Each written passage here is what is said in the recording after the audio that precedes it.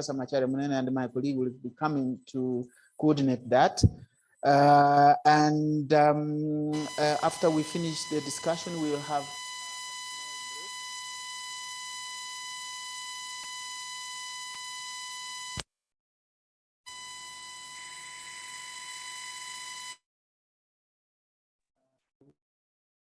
fast.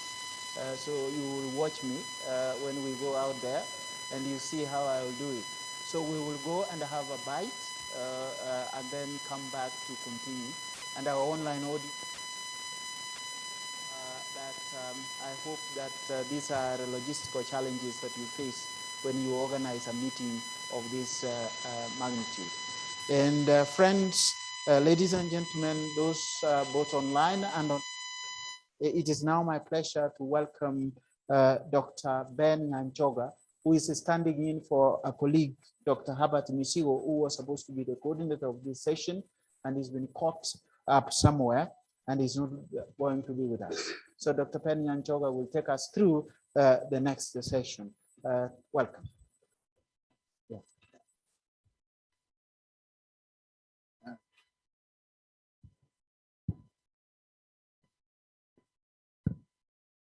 Thank you very much, Chairman, Dr. Kenneth Ombongi, for calling upon me to come and stand in for Dr. Albert Misigo, who is caught up in an emergency. Indeed, he had called me like 1 hour ago, so I was not prepared for this session because my session is tomorrow. All the same, I will struggle. I will struggle and make sure that I introduce the eminent historian in the right manner possible. My name is Dr. Ben Nyanchoga from the Department of History and Archaeology. I'm an archaeologist by profession. I'm not a historian, but we worked very well with historians because we share certain commonalities. It is my pleasure and indeed an honor and a privilege to introduce our presenter, the first presenter this afternoon, a household name in academics. Some of us came to the university much later when he had left, Professor Macharia Munene. Professor Macharia Munene is a professor of history and international relations at the university, USIU, what is it called? USIU, yeah, USIU, United States University, International University. Originally was head of department in our university. Professor, it is my singular honor to introduce you. Okay. So Professor Macharia Munene is really a household name, as I say. Even those of us he didn't teach, or who we didn't meet him in the university, we always watch his interviews. He's all over the press. And even before we knew him, before we met him physically, we had already been told about him. So we are indeed privileged. Professor, when I see you around, I feel indeed honored. I feel indeed honored. You are welcome. He's giving us a presentation entitled Recasting the Mau Mau, the Field Experience. Welcome, Professor.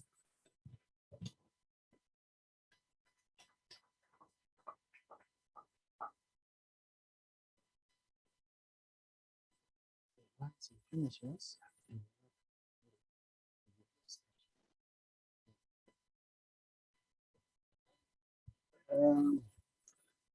Thank you very much for that introduction.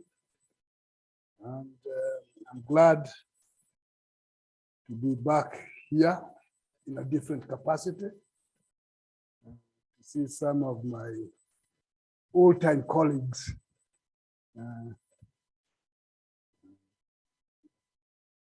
We were in the same class, only I was standing, sitting in front and was they were classmates in those days. Now, it's a really good pleasure. Dr. Mbogi told me that there will be this conference. Sometimes, was it in April? Yeah, where you are launching some books on Mau Mau. Now, what I will say, let me put it this way, is very little. I try to say the little that I know, because there are so many things I do not know. One time, confronting Bishop John Jenga, who had a lot of schools, and I was teaching one of them, and I went to ask him to give me more teachers, particularly in the sciences. And he told me he didn't have. So he asked me, did you do science? And I said, yes. Go and teach that little that you know. So I just went there, struggled with every subject to look as if I knew. So from that time, it became my motto to say the little that I know, because there are so many things I do not know. Before talking about this recasting, let me also say some things that might be construed to be background to the Mau and before the creation of Kenya.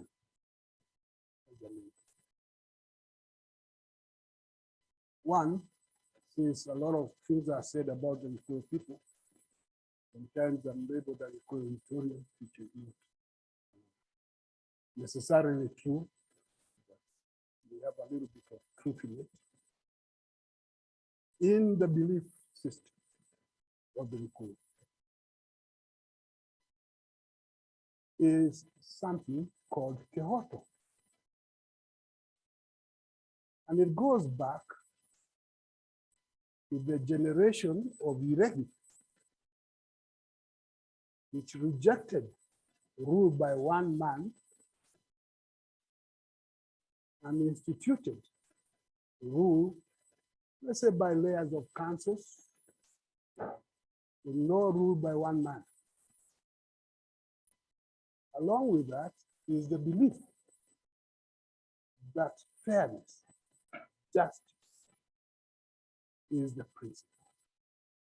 Those councils, whatever the relationship, there must be a sense of fairness, a sense of justice as a major principle.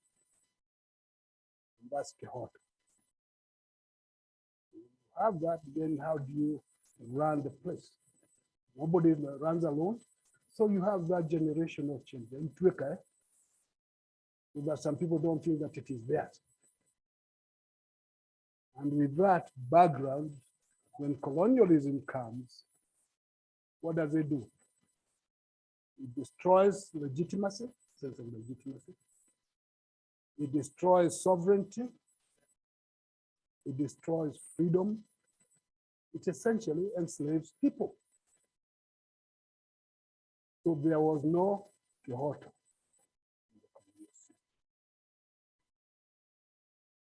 That then becomes the background to the various uprisings or questioning that came.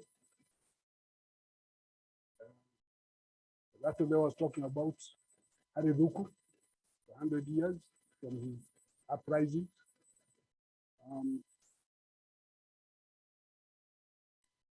It was the issue of Kehoto. The various organizations that came, it was an issue of Kehoto.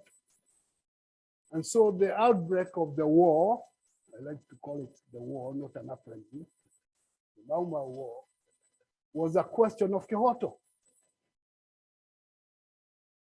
Not so much many other things. And when you talk to the people, that comes out very clear. The other thing is that the colonial Kenya was a colonial creation, which is still in search of nationhood. When independent in 1963, moved from the colonial state to the post-colonial state. And in that post-colonial state, the search for identity, the new identity, continues to be, and it was hampered by two colonial concepts. One, the concept of the native, and two, the concept of the tribe. All Africans were natives when serving the colonial state. When they questioned the colonial state, they were told that they were tribesmen. There was this constant conflict between the tribesman and the native. And the attempt to create a nation comes in that package. The third agreement that I want to point out, a lot of things have been said about the neglect of the Mauma, and it's true, it's been neglected. And since I see one son of a veteran here, Lola, your father at one time, right here at Taifa Hall, there was that book presentation, Elke's book, which I served as the translator of presentation. And Achengo Neko was there. And he said, please give us something to eat while we are still at what? It was a plea from the heart that those who are involved got neglected, mistreated, and something needs to be done. It is clear that something is happening in the country. The revival of interest in the Mauma as a subject of study,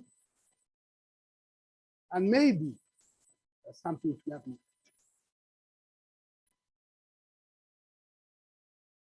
I know Karatina University holds some regular conferences. I know that Dedan Kemagi occasionally has lectures. When it comes to the University of Nairobi, this is a major event. So congratulations.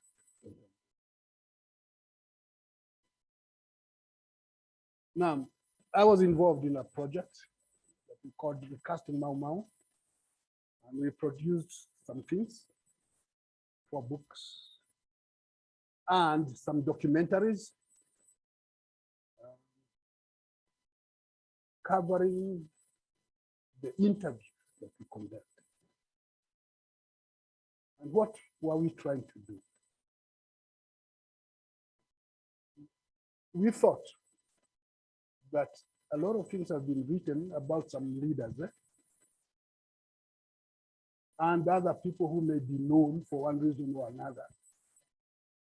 But there are also a lot of other people who are forgotten, yet they are there.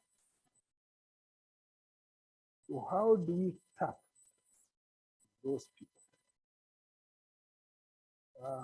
When we were together with John Kamau, a good graduate of the history department at the University of Nairobi, one of the best writers today. Now in Canada, he still continues to write. It's good. You are with Moiro Ngoge in the literature department. And you are a friend of ours, we call him Dr. Simon. And we had a technical team of assistants, video camera people, editors, innovative young people who became very interested because they were learning something. Actually, in the team were two interesting people. A young man who was the grandson of James Buter. And a young lady who was a great-granddaughter of Chief Murray Anderson. So, and we are joking how this is interesting. But that's what we do. Now, in the process, we had to identify who or what. Of course, the availability became a good criteria. Right? Who is available, who is known, who is available to start with. And then we divided the people into two categories. Those we called veterans, who actually were involved in the fighting or locked up in the forest or in the detention camps. They were old enough to be that. And then those who were survivors, they were young enough, they could see what was going on. And they could not be said that they were fighters, but they were involved. We call them survivors. Some of them, of course, much older than that. So those two categories of people, the veterans and the survivors. And each had different stories to tell. Among the first people we identified is the one who is best known to a lot of people, because he's always there.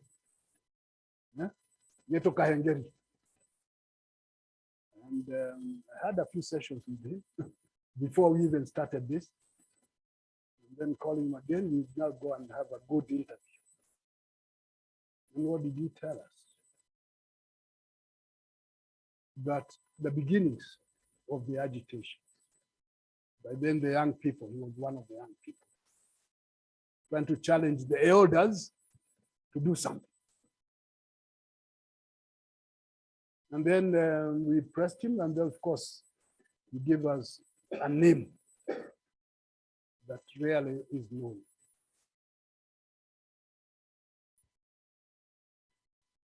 Known as General Wagosho. He lives in Naivasha. Not Naivasha, even the chief knows General Wagosho. He asked them, we are looking for, I said, go up this way, you'll find it. Okay. And he had a very, very interesting story to tell about Kenyatta and about Kemari. His personal involvement. But before talking more about Wagosho and the others, what obstacles did we find? One, apart from trying to identify the people, we had the problem of brokers. There are so many Mau brokers who claim to be this and this and this, and then they want money, which we didn't have. And the one that they promised a lot of things. We had a few meetings with them. And before you can talk, can we enter into some terms of engagement? And you are disappointed in your field. So we tell them, get lost. You're not interested. You don't need it.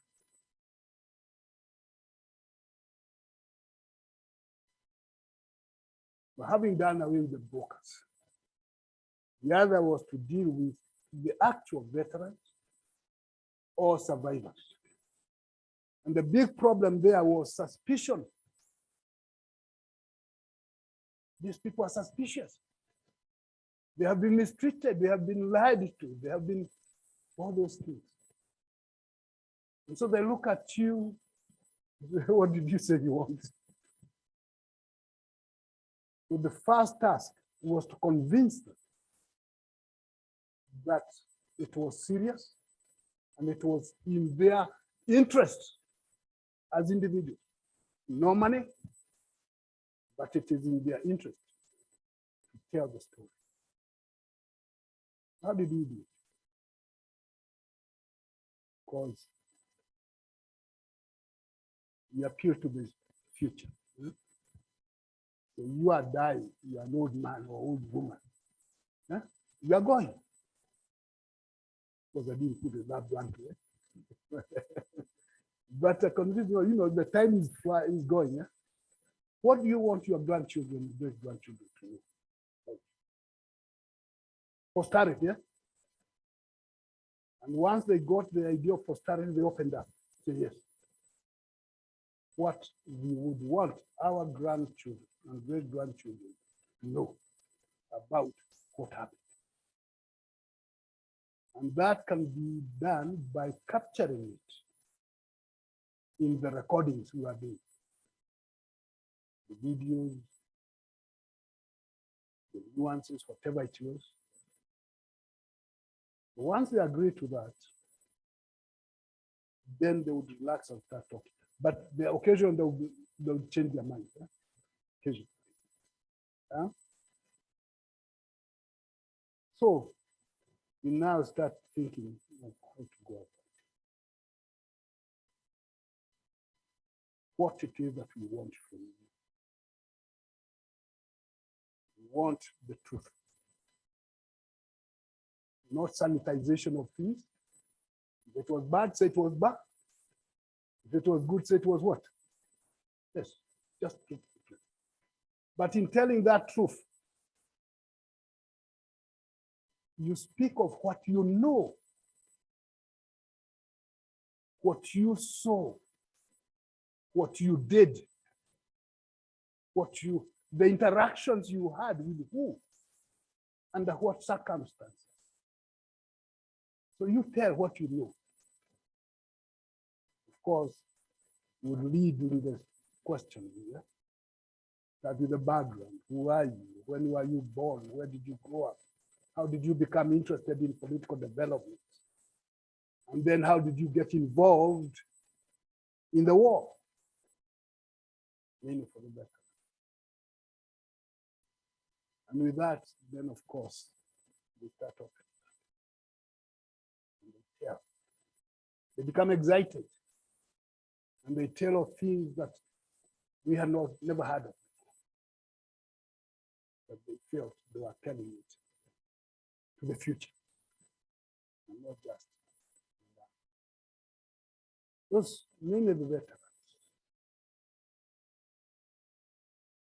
In the process, we got to learn some of the myths that have been created about the Mau Mau. They need re-examining. Yeah? Because there are some things that you repeated, but you wonder about.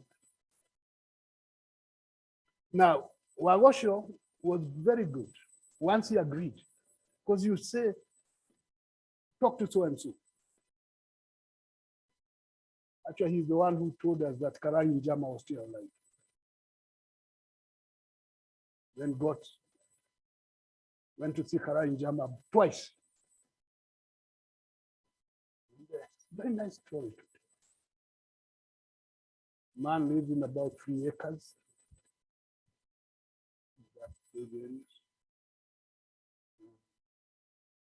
Still looking forward, gazing the future.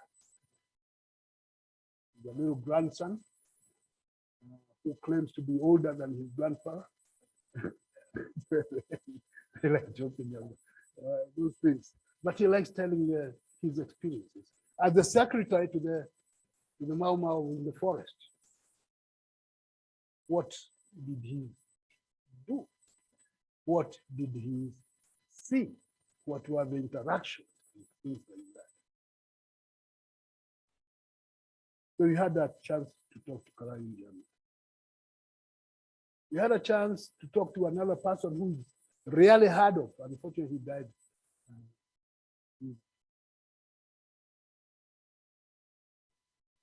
General Macharia, operating in Kiambu here, did some things in Mirumuru, the club and things like that. Now, it was difficult to get Macharia. He was a big guy in the village. When you started talking, he was very hesitant. Then the more we probed, he got angry. I turned it to Wagosho. Where Wagosho telling us to talk about the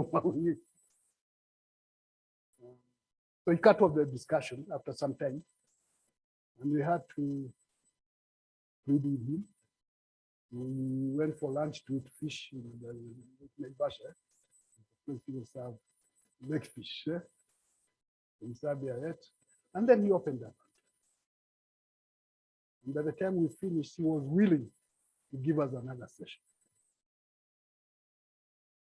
and speak more. But one of the things we remember about his interview, at a part of the reason he got angry. We had in our team a young lady. When he looked at her, so what's this?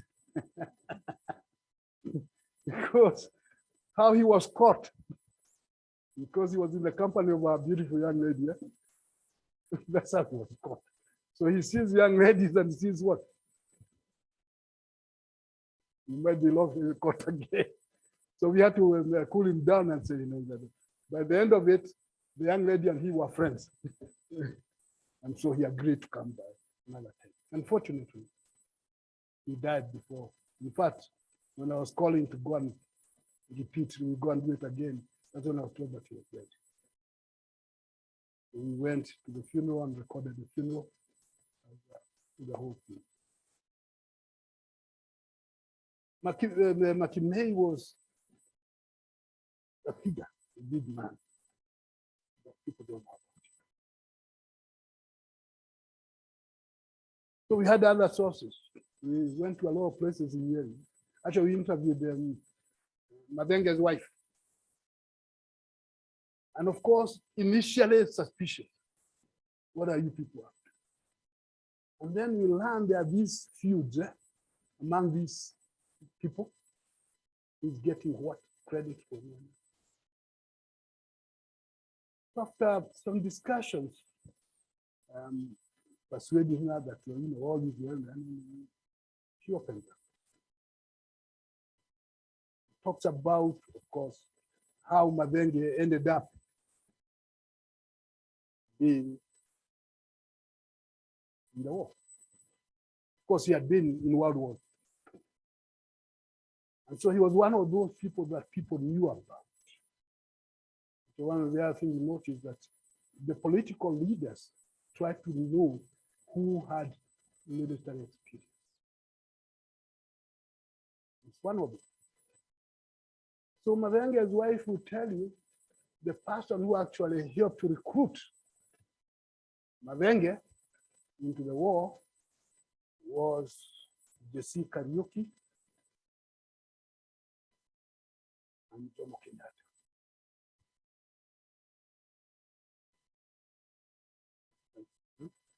They told you not involved. According to the wife, Kenyatta was involved in doing what?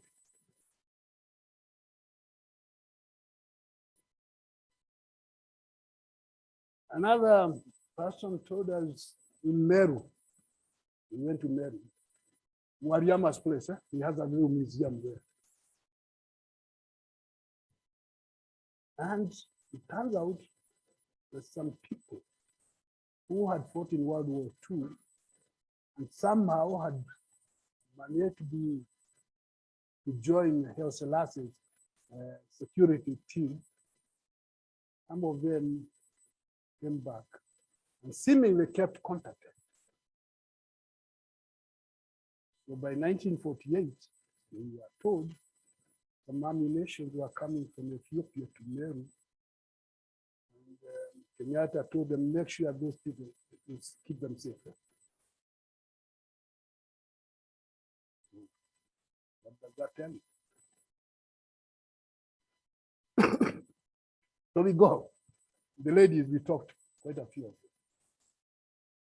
Tell you what it is that they did. Of course, some can handle the gun very well. Others were mainly scouts. Finding this, and, passing the information to whoever needed it. So we found quite a bit of this among the veterans. And among them, then, of course, we have those people who ended up in jail. Some forest people left the forests because they were caught and they ended up in the detention. And their experiences in the detention. And of course, some of them will be telling me, yeah, we were there, you know, with the Pinto. Yes. We were together in Lamu. We were there with Oneko. So that kind of thing. Now, the survivors. Some of them bordered on the veterans and survivors.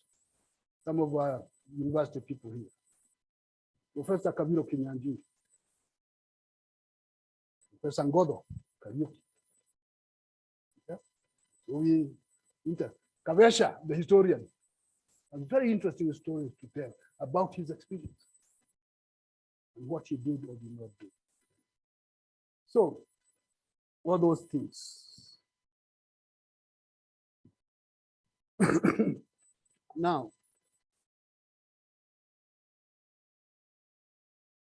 what do we pick out of this? Since I see the conductor here is telling me time is running out. Huh? So let me wind up by raising some issues. One, deepening mysteries about the Mau Mau War. What was Kenyatta's role? Came up in the morning a little bit. It is ambivalent. The man was like the Bible, you can find anything you want in him. To say that he had no idea is a misrepresentation of fact. When you go out to Nyeri, that museum, Kimathi Museum, or the where they have that statue, yeah? He's holding what, a gun, or something like that. You are told this was given to Kimathi by Kenyatta himself. Okay. It is Kenyatta, another general will tell you, who appointed Madenge, the commander.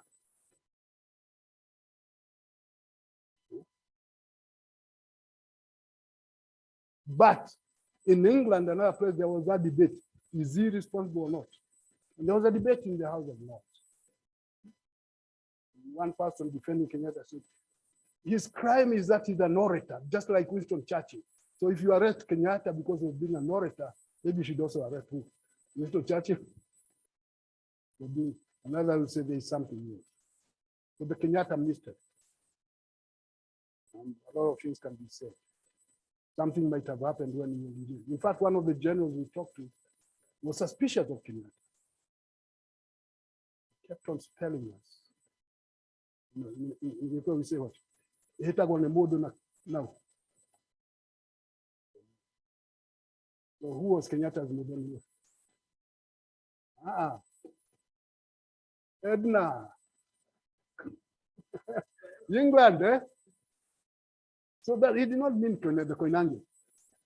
So this Mzungu wife now becomes a question in the discussion. Modo na Modoni. And the fact was saying that Kenyatta and Kimathi quarreled before the war even began. It brings me not to Kimathi. Not so much a lot of things, because he had that wild outlook, it's true. He used to think of Mohammed Mossadegh as his hero, or imagine himself to be a Mossadegh of Kenya. And that he had kept. But the grave, Kimathi's grave, is confusing mystery. In 1968, Gigi Kariuki raised a question in Parliament about the whereabouts of Kimathi's remains. Bio Koinange, Minister of State in charge of almost everything, gave a statement, an undertaking, saying that Kimathi's grave was being looked after well, and that they were going to organize a proper burial for him. It never happened. So the question is, what happened so that the minister of state, powerful, could not do what he promised the country to do, to give Kimathi a decent life. Of course, Koinange used to was an admirer of Kimathi. You read his little book there. The third mystery, Mavenge, Amerugi. Depends on who you listen. Many people say he died in battle or he died somewhere, but nobody saw him. Yeah, did you see him? No. Yeah, just give me 2 minutes. Yeah? Yeah?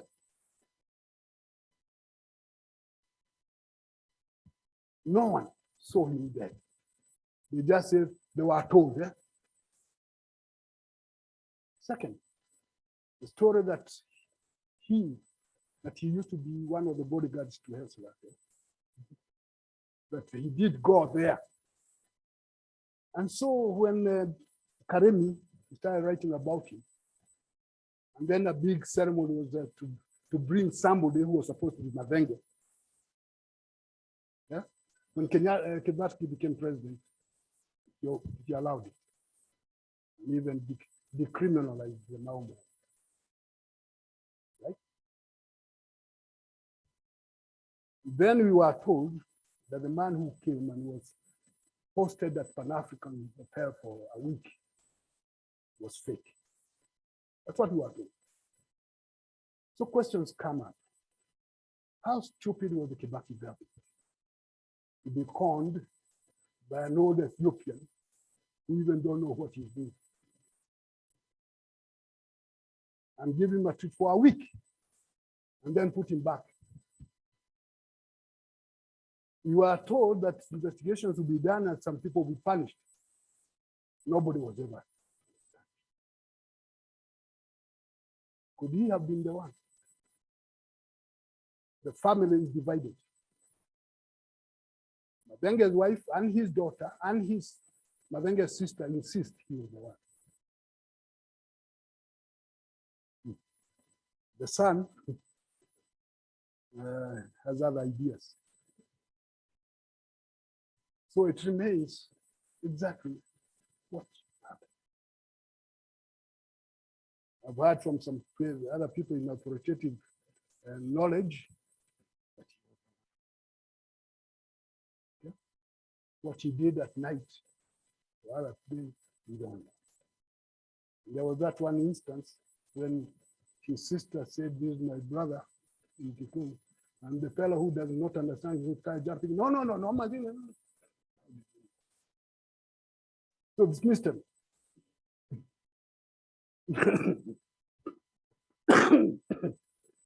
Let me wind up by pointing out that it appears as if Mau Mau is being elevated to a place of honor. The 2022 election campaign was very interesting because we had a few people saying that we are sons of Mau Mau. So and for them, since they won the election, give them a boost, eh?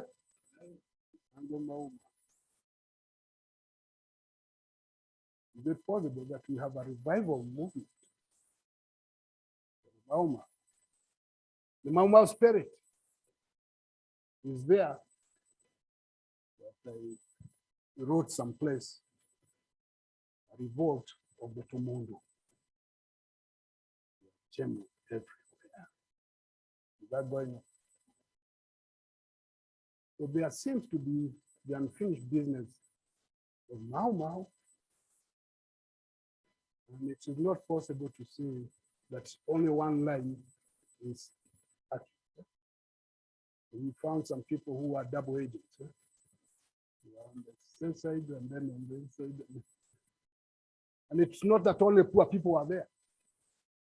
One of the richest men in Muranga ended up in detention camp. And the local chief took away his cars.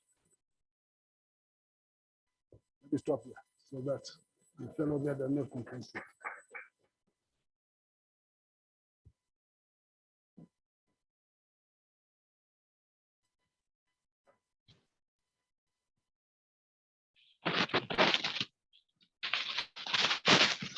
very much, Prof, for that insightful presentation about the Mau Mau.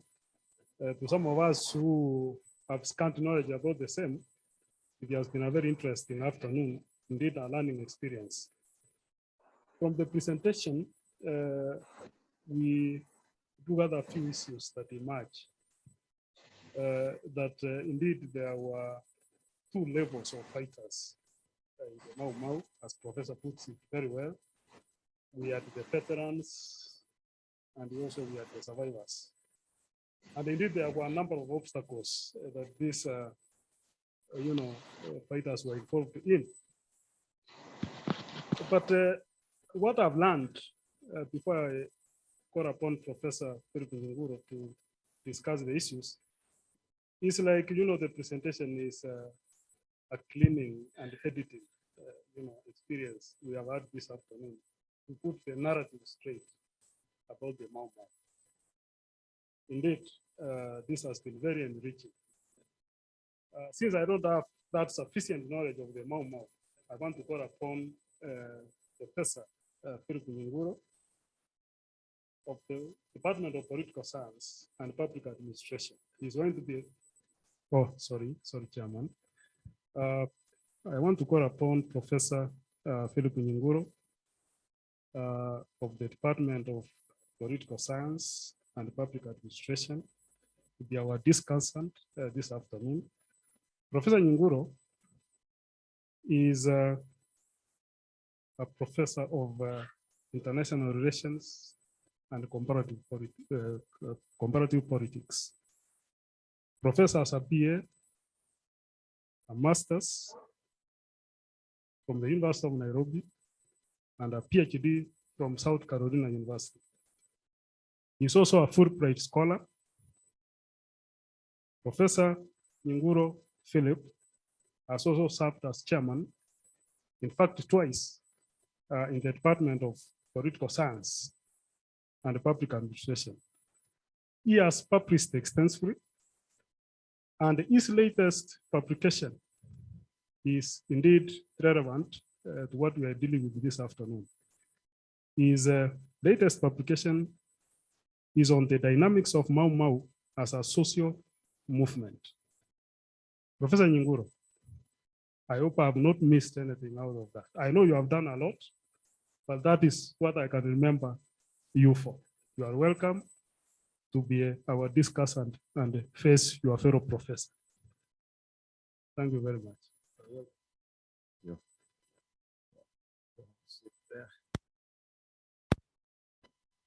Yeah, I think it is always politically correct to say he has published extensively. Yeah, okay.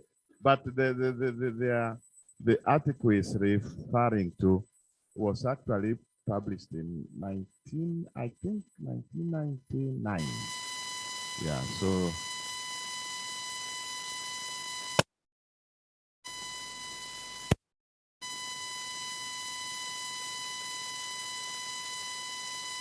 now, thank you very much, and I want to highly regret.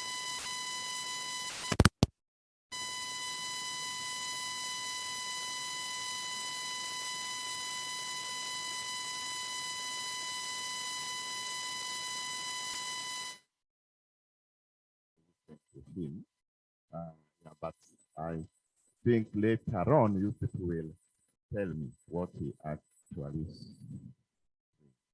In response to Professor Munene's presentation, which I think is very good, and we are now we have started the journey of rewriting the history of Mau Mau, because Mau Mau has really been mischaracterized, and I'll tell you who have been the mischaracterizing it.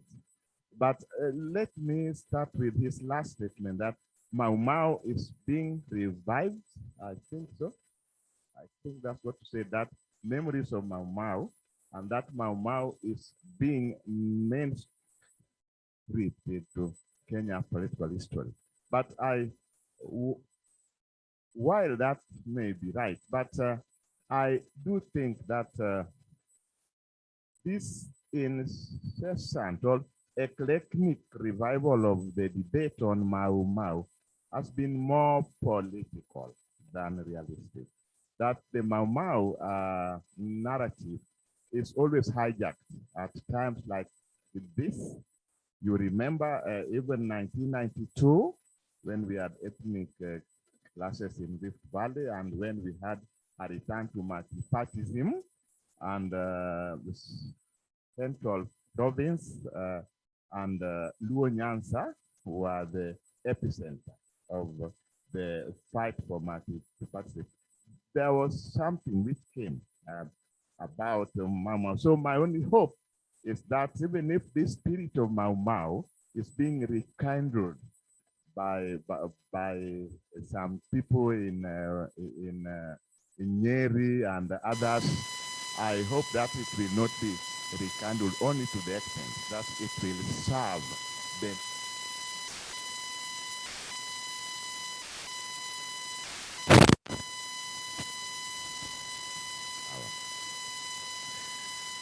Now I know as a discussant, I don't have the luck the presenter had. So I just want to talk on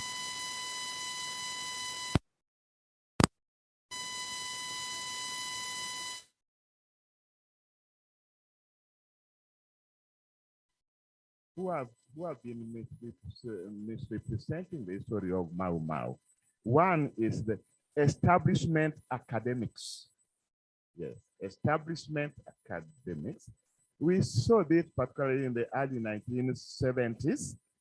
And in the early 1970s, as we all know, up to early 1980s, University of Nairobi, as arguably the only public university in Kenya, was the epicenter of the debates about Mau Mau, because this was also a time when people were also reviving their post-colonial history. Establishment academics, it was politically correct for those who wanted to build their careers to actually bash Mau Mau, because academics, particularly historians, I don't mean any offense here, that the historians, some historians saw an opportunity and they read the mood of the first Kenyan government. They knew that the Kenyatta administration was not very keen at exalting Mau Mau beyond the celebrations of the Kenyatta Day, which was also based on a false narrative that it was Kenyatta, that Kenyatta was the leader of Mau Mau and all those. I think I'll have something to say about that. And so these academicians, and we know them, academics normally name William Ochieng, for instance. You remember? He led a group of academicians who are arguing that Mau Mau did not contribute very much to independence in Kenya and others. There was also another radical. They termed them radical because in Kenya at that particular time, 1970s and 80s, if you supported Mau Mau, you were dubbed a radical academician. And so these establishment academics turned anti-Ngugi, because Ngugi was actually the symbol. Ngugi wa Thiong'o was the symbol of the revival of the, of regretting that the Mau Mau, the spirit of Mau Mau and the aspirations of Mau Mau had been hijacked. And so if you wanted to become a chairman of a department in the University of Nairobi, particularly chairman of literature, where Ngugi was housed, you had to show the establishment outside there that you are really against ngahika ndenda, I'll marry when I like, and all those things. So this has led to, and yeah, we cannot say that we have not seen the end of these establishment academicians. I'm very, very sure that right now, yeah, both Professor Munene has talked about the revival of the Mau Mau spirit. We will actually see many other academicians coming up to either to read the political weather, or so that if it is correct for them to say Mau Mau, and let me, I'm not a witch doctor, but let me predict that the political trajectory of the Ruto regime as we go on now will revolve in central, in Mount Kenya. It will revolve around this debate about whether Nyeri, Muranga, Kiambu, Meru, who contributed most to the Mau Mau uprising. Now, apart from that, the other group which have contributed, that has contributed to misrepresentation of Mau Mau, and actually very violently fighting any move which wants to exalt Mau Mau for their own benefit. You will allow me to use this word. I know he may have relatives there. The Michuki class of loyalists and home guards. Yeah, I am very sure historians who are there. I'm not lying to say that administrators, colonial administrators who are recruited by the colonial government from 1959, 58, and others, the Africans, the assistant, they were called the district assistants. He was one of them. That these were people who were being used to mob up, to actually literally lead mobs, burning homes belonging to the Mau Mau veterans who had led to the forest. Now, these home guards and loyalists, they were in the Kenyatta government. And I dare say that Kenyatta actually felt more comfortable throughout his rule or reign. I don't know. He felt more comfortable among relatives of home guards and loyalists. And that is why he did not even appoint Mau Mau people to any significance. I think it was Warihu, he's called Warihu Itote. I think this is the guy who held the highest rank in Kenyatta's government, a Mau Mau veteran. But the highest rank was National Director of National Youth Service. That was the only post which a Mau Mau veteran would hold. So these people, the contribution of these people in misrepresenting Mau Mau had got a very inimical impact on us. Our education system, for instance, the history which was taught to primary schools and others, we only had about Jomo Kenyatta and others, but Dedan Kimathi and others, these were really not given a lot of prominence. Then historians now, this is a special class of these characterizers of Mau Mau. Yeah, you know history. We have read the historians. I myself, you can't be a political scientist without being also a historian. I've done political history also, and I know how historians can build ethnic groups where there are none. Yes, and this is what they sometimes normally do. So, but in this case, to restrict ourselves to Mau Mau, Eurocentric historians. Yeah, these are the ones who have also, and they are still there. You remember Trevor Roper, yeah, Trevor Roper and others, huh? And they have got many adherents here in Kenya because some of the Kenyan history professors who did their PhD there interacted with them.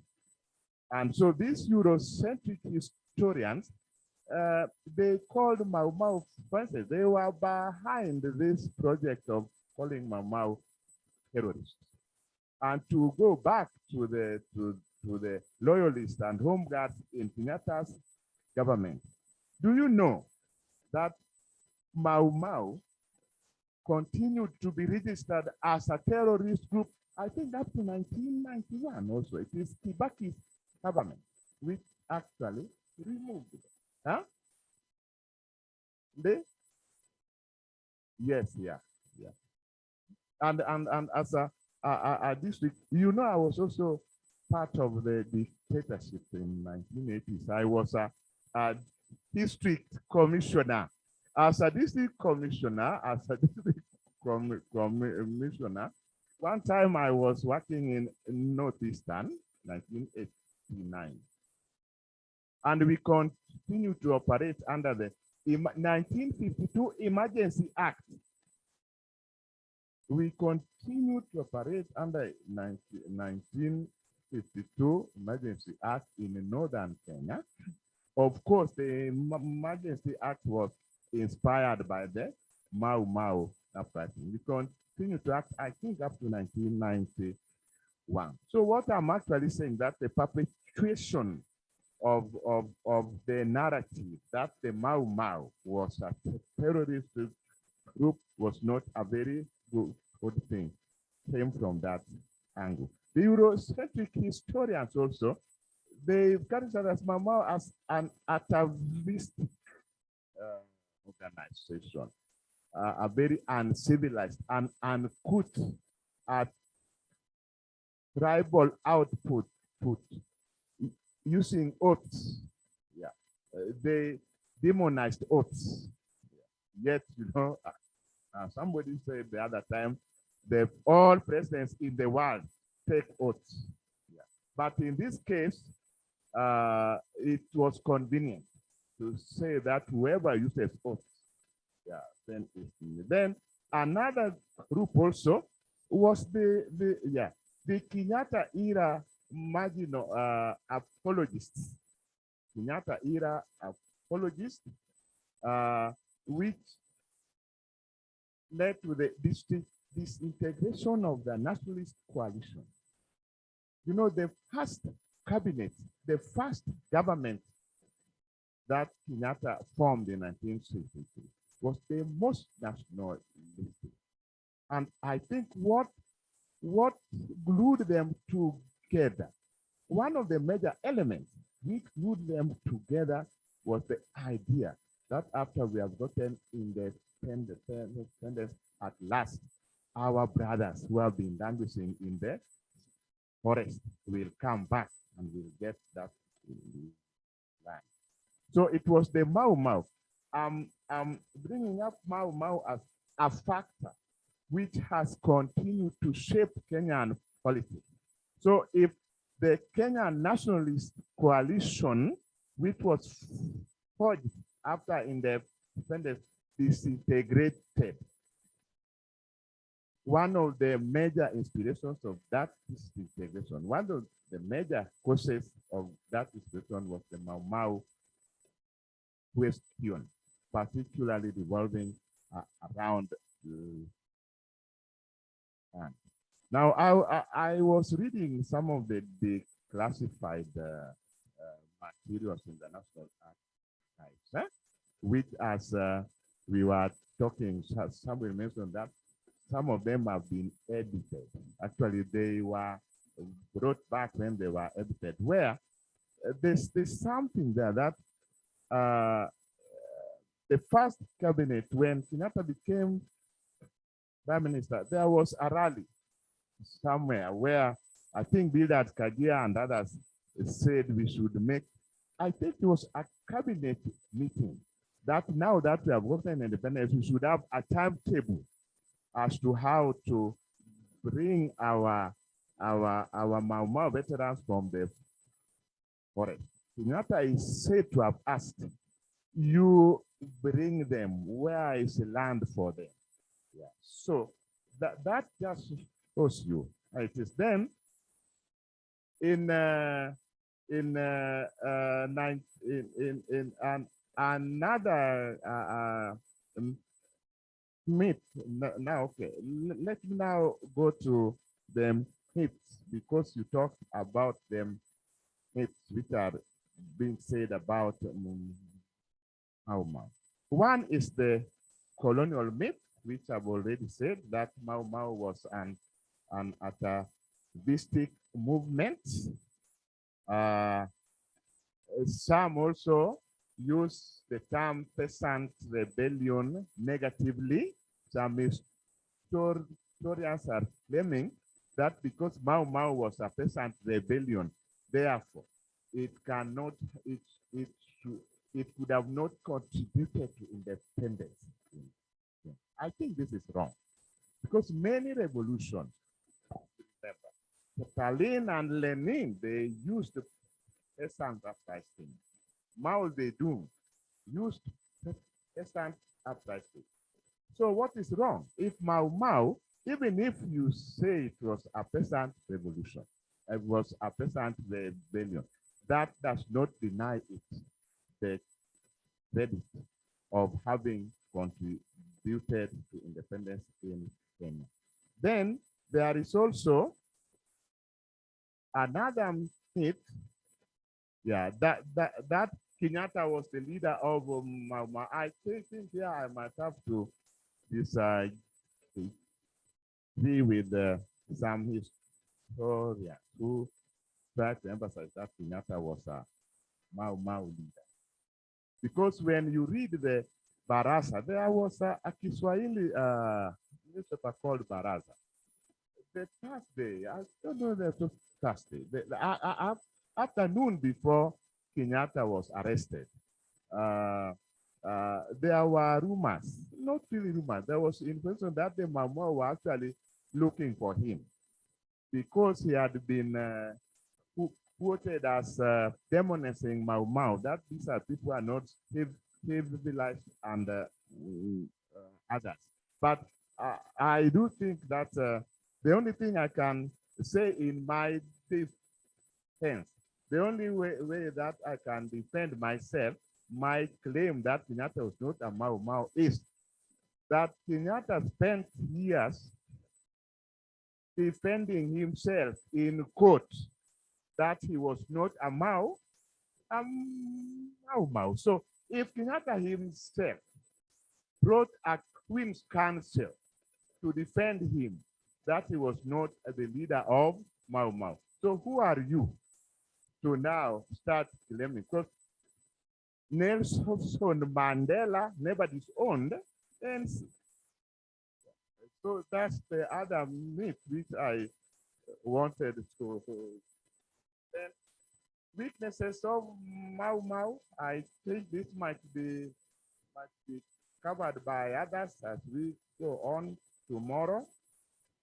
The Mau Mau was a weak movement.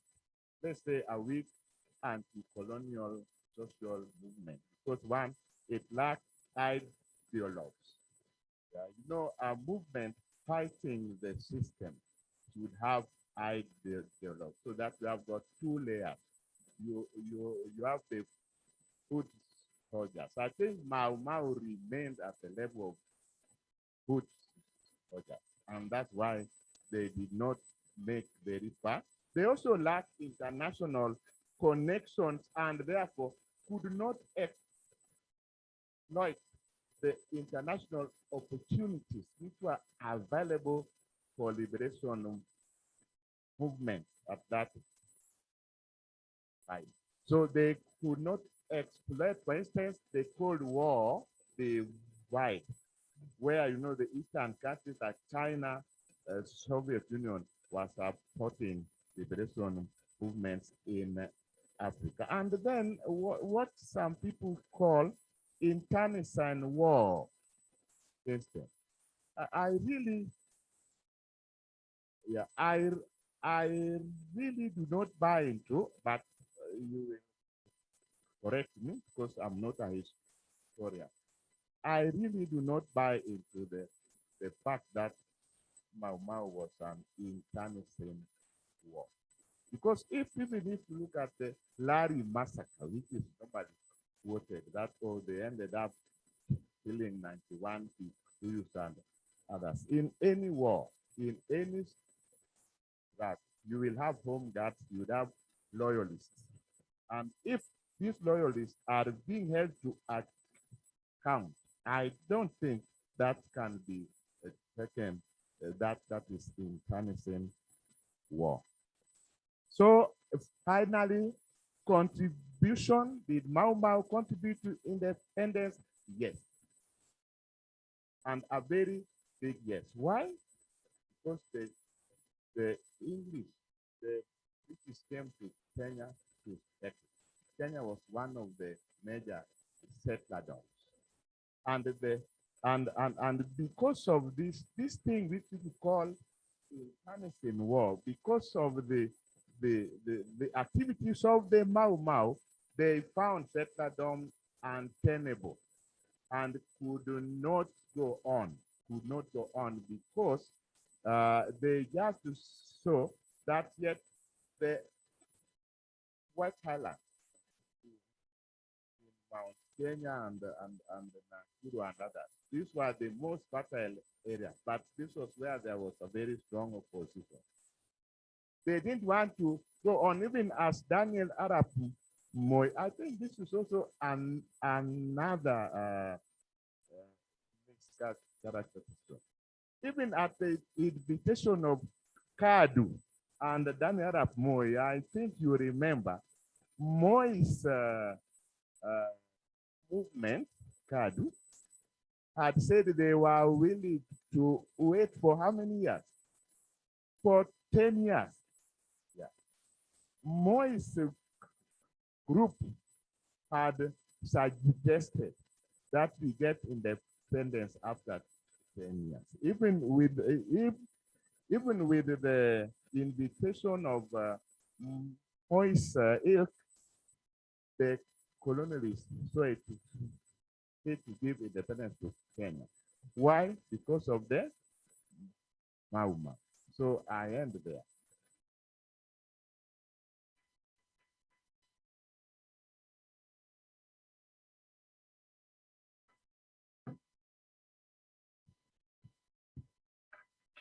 Thank you very much, Professor. Indeed, a very insightful and nourishing afternoon. Very exciting. Two professors have given their accounts of the Mau Mau narrative. At this point, and in the interest of time, we'd like to get reactions, questions, but we want to take 2 questions from the floor, and then 2 questions from the audience that are online, so that we can proceed to other activities before we come back. So may I, Margaret, and then Dr. Kenneth Umbong. We only take 2. So these are the lucky ones. I saw their names first. It's because of the interest of time. I am actually advised as such.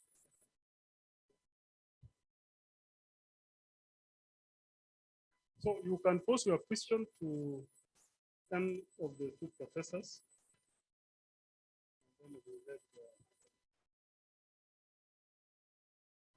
For your coordination. Thank you, Professor Munene, Samantha Community of us. Thank you very much, Professor Nyinguro. I didn't know you are such a staunch historian.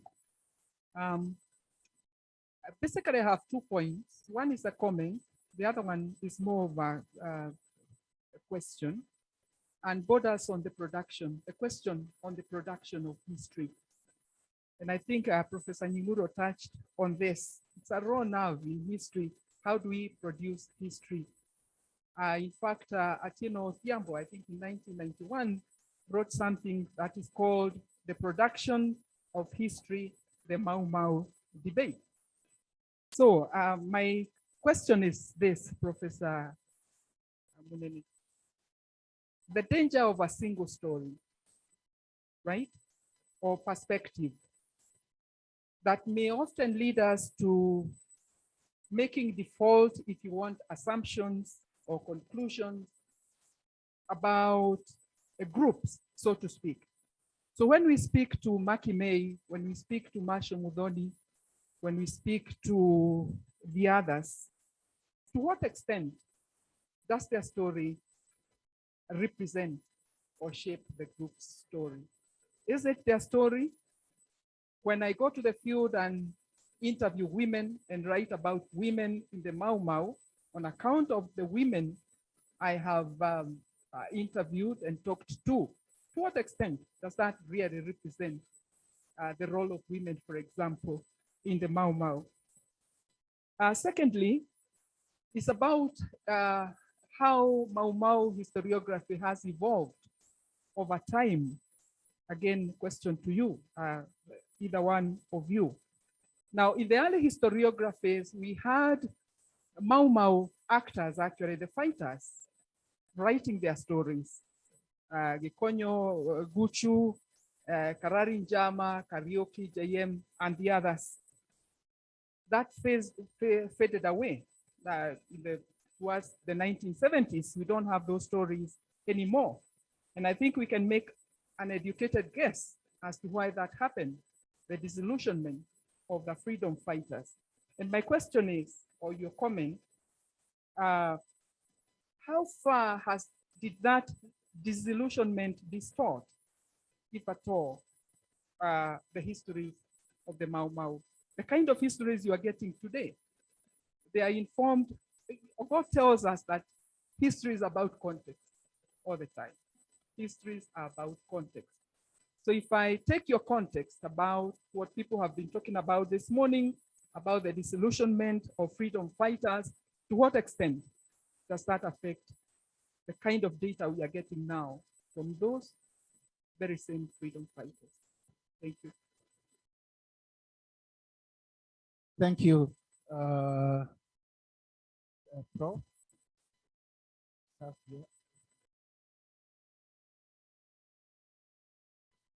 Right. Let me ask. Prof. Thank you, sir. Your case is one of a hunter becoming the hunted, in a sense. You trained us, Maggie and I, and Dr. Gona here, and here we are. I appreciate your thoughts and the very eye-opening ideas that you brought forth. When I read your title of this presentation, Recasting the Mau Mau, a field experience, then I asked myself, what are you recasting? And how did you choose your field?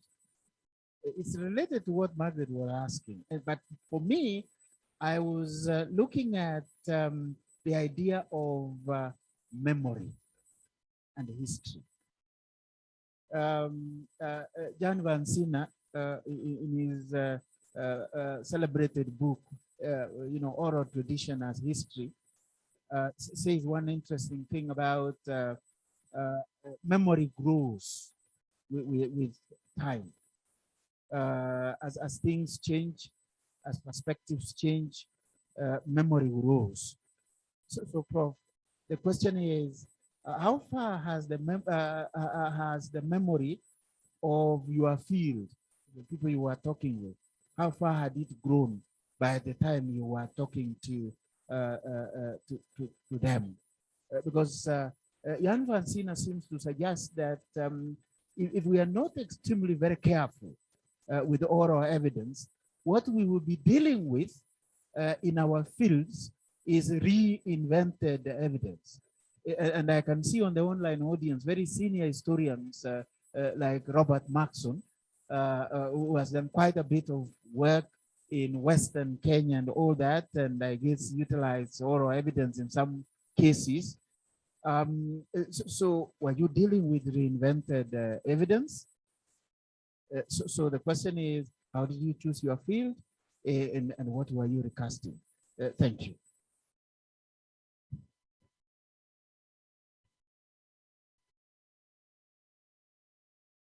And now,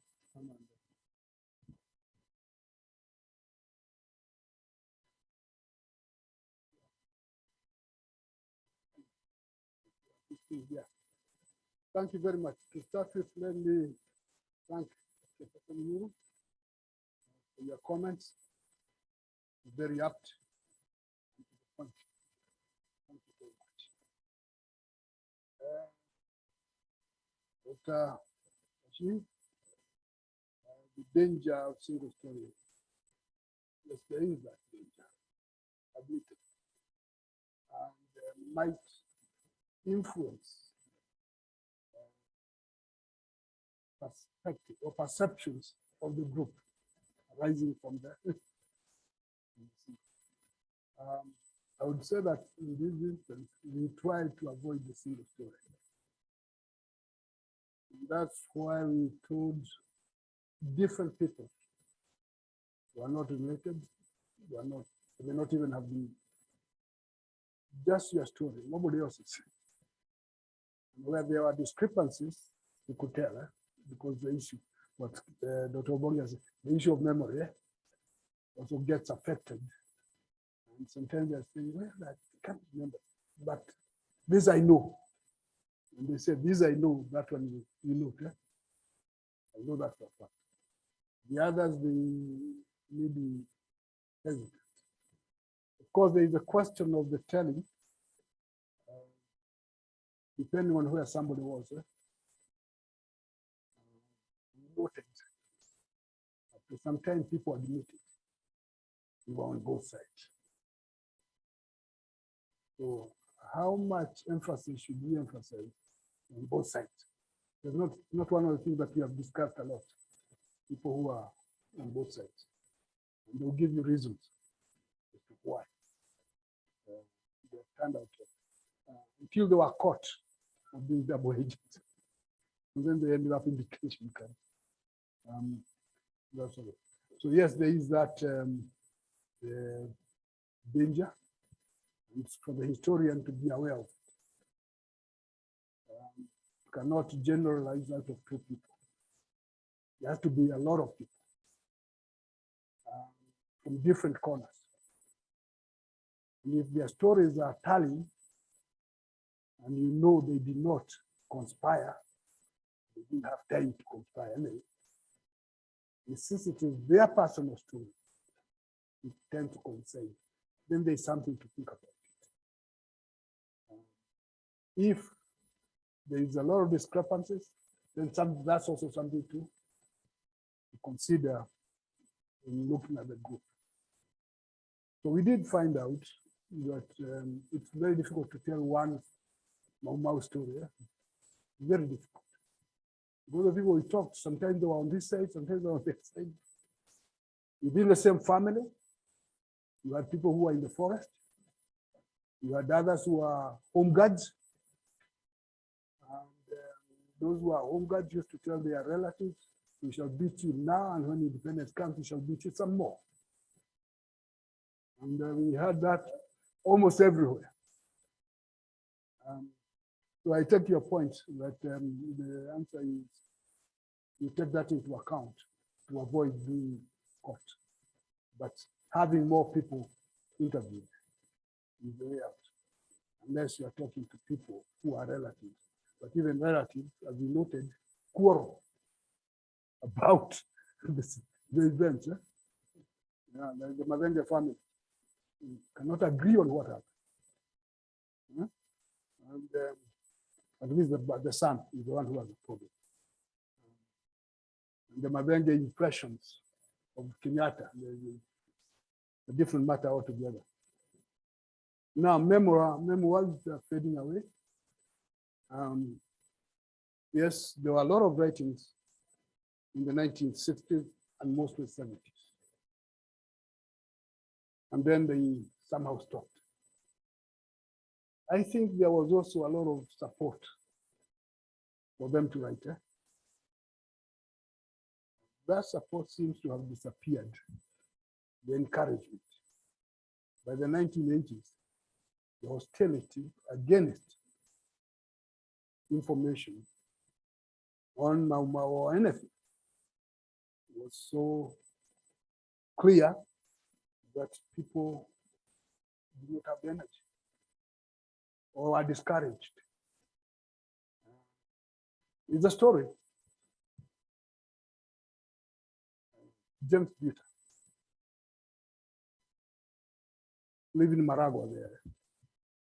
Occasionally Kenyatta would visit him and the hotel.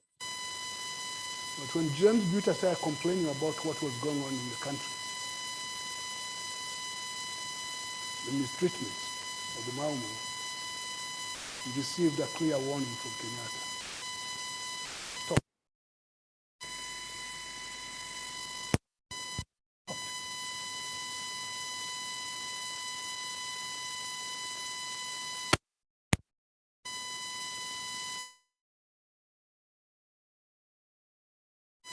Against those who the issue. Buter could keep quiet and be sure that a lot of other people would keep quiet. So how far did disillusionment distort the data?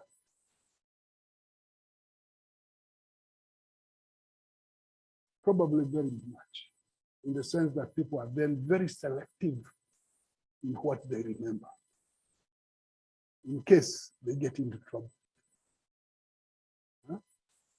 So that we noticed. But the longer we talk to them and the inhibitions disappear, then they say. And actually they were very unhappy in many instances, but also very optimistic. So when you ask them, was it worth it? Say yes, it was worth it, despite the neglect. So what were we recasting? I think it's been answered in various discussions today.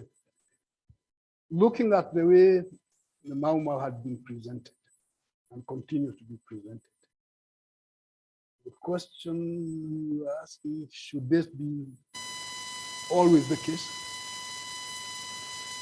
And the people who have been studied, there are other people who have a lot of stories, a lot of memories that need to be tapped. So we deliberately went out to look for people whom we do not know ordinarily. And we found something.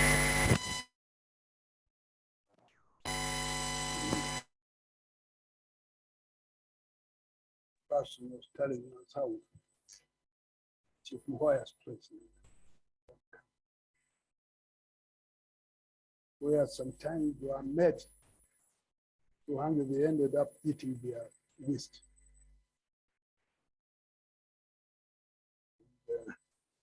Don't want to remember that. So so you are trying to bring this. They are the unseen, on the unthought. And so that's what we said, we are recasting. Whatever has been told, we are going to relook, recast afresh. We might come up with different evidence, and at least raise more questions than answers. And I think that's what we've done, to raise more questions than answers. It simply means that the Mau Mau story There's all these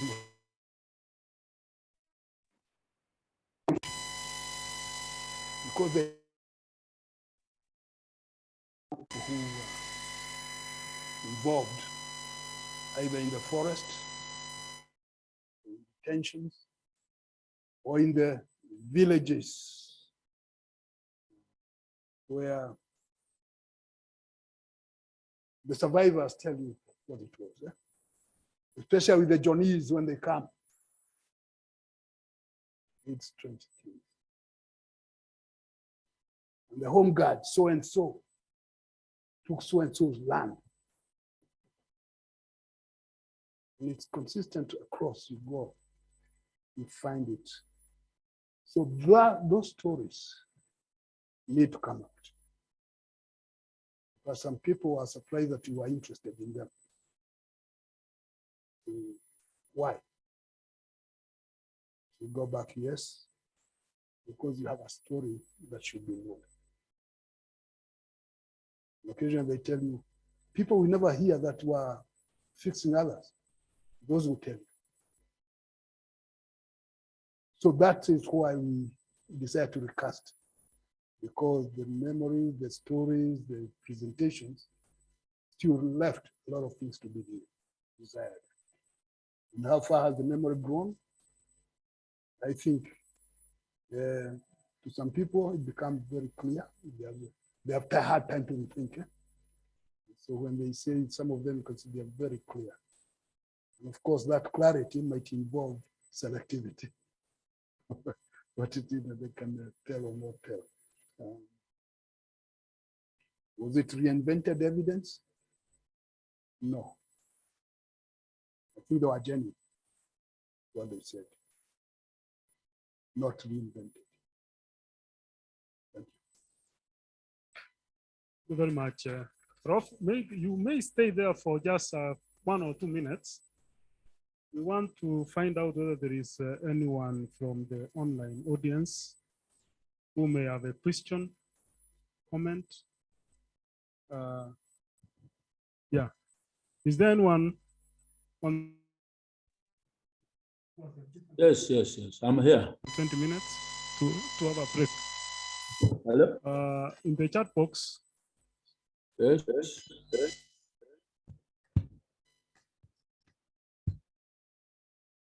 Part of Mau Mau may well have been an ambivalent issue before independence. However, after independence, going by the nature and character of Jomo Kenyatta regime, specifically its attitudes and actions towards Mau Mau remnants and returnees, is it really right to argue that Kenyatta's involvement in Mau Mau was ambivalent? Yeah, that's the question. You, Prof. Yeah, is there anyone who wants to speak?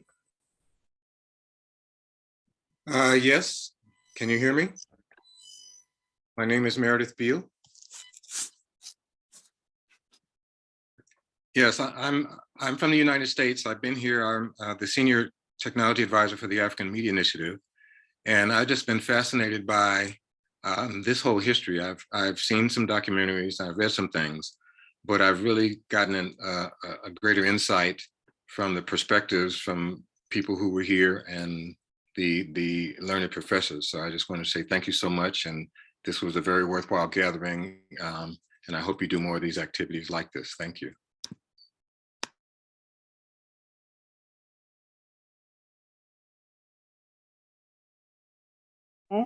Before we give Professor a chance to answer or make a comment. Professor, I think you may go ahead to. The comment of encouragement, and that's to the Department of History, the chairman. Continue with the good work. Now, the question about Kenyatta ambivalent or ambivalence on the Mau Mau. Yes, the man was ambivalent. And it depends on which audience he was addressing. When. When it suited him, he would sound as if he's a radical. Huh? If it is true that these people are not inventing things, that Kenyatta actually told Mavenge, you go and command. If it is true. If it is true that Kenyatta told Kimathi, you be the clerk. Because initially Kimathi was the clerk. Mavenge before there was some rearrangement in the forest. Then how can you say that he was looking? That comes from a very different person, not Mavenge's wife. If it is true, the story we get from Meru, that actually Kenyatta went to Meru, where they had been getting things from Ethiopia. Of course, I tried to get the Ethiopian embassy to help. You can find out these things. But okay, they say there were a few people here trying to help some of them to do things. And so, because of Kenyatta's friendship with Haile Selassie, which went back to the 1930s, and Selassie was running away from Mussolini, and among the people who received him in London, they forged a bond. So the people in Meru claim that there was this. I think somebody wrote an MA thesis, someone called Dubai, yeah? Talking about on that. So there's that side. When he meets some of his friends, he's very good language. Yeah? My friends, it has got nothing to do with that thing. Yeah? Beneath, there's not the sort of thing. Somebody who has been to good schools, like the University of the Toilets in Moscow, University of London. There are things people who are sophisticated don't do. Yeah? The best one is in the company of good people. And they would swear by the Bible. When he returned from England, he joined cow. And the first thing he did, he told the cow people, whatever you do, let your friends outside there know. Because they might come to your rescue, to your help. We got some libraries in the US, like the Spingarn Library at Howard University, where you find there some cow documents. And they get there, because Kenyatta told them to do that.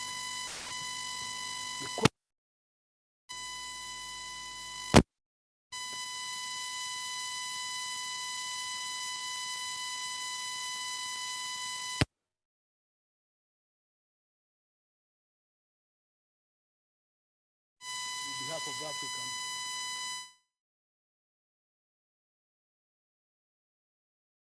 traitor. The people start shooting at him. And Winston said, hey, my friend, you are going to die. What do you do? Go and appeal to Kenyatta. Okay? Appeal to Kenyatta for that. Kenyatta went, they knew each other. Kenyatta went to the public, so we understand, and raised his hand. He said, this young man is getting lost. He's now back in the fort. Leave him alone. I'm sure he was never molested again. He lived to be a young man. Serving in the Ledge Corps, in the Public Service Commission at Independence. So this sort of ambivalence. You talk to Mavenge's wife. She tells how she used to go and visit Kenyatta in the office there. And they would talk. And then towards the end, they said he'll give us some pocket money. Bus fare go. But Kenyatta told Moi, look after this, together with Moi and Karim. Look after this. Now, what does that tell you? What can you see? If he had the interest in this, and at the same time did not want to be seen. So once he was president, he clearly put a strong distance from some of his former colleagues, friends, such that they could say, we don't know you anymore. Yeah? Chengoneko is one of those people who said, we don't know you anymore in 1966. Could not believe that he was separating from Kenyatta. That's what he said. So what kind of man did Oneko know?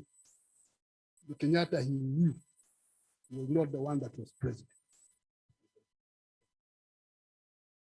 And so the disillusionment, depending on where you are, even JM, you read. And initially he was all gung-ho for Kenyatta, and then started getting what? Waruhi taught it, General China. I think at one time he was talking about how before the war started, they were together in Kenyatta, almost being identified. Before they go into what's for public consumption.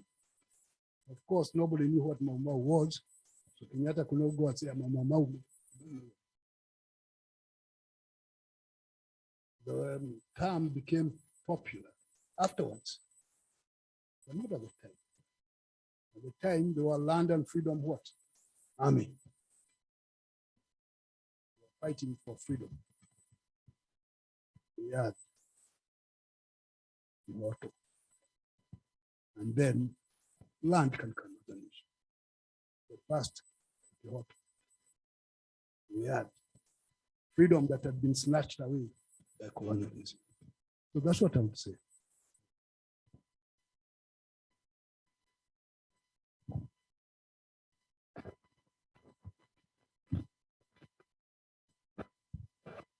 Thank you very much, Prof. This is indeed very, very enriching. A good story about the Mau Mau, and to some of us about Kenyatta. We didn't have the memories of Kenyatta. By the time he died, some of us were very young. Thank you very much. At this point, I want to welcome the head of department to direct us on the next course of action.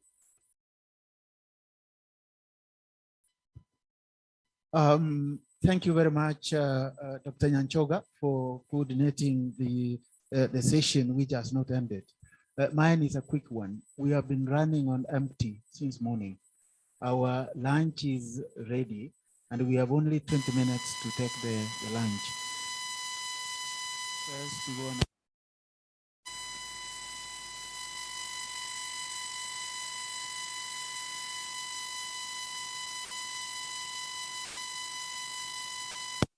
For your indulgence, just hang on. We are taking lunch. We had not taken lunch. This is late lunch here in Nairobi, and we want to grab something very quickly. Our lunch got delayed in traffic, so that, and we come back to continue with our presentations from Max Pincus and Darius Okala, Fidelis Makali, and Paul Njoroge Mweru. Please, 20 minutes beginning now.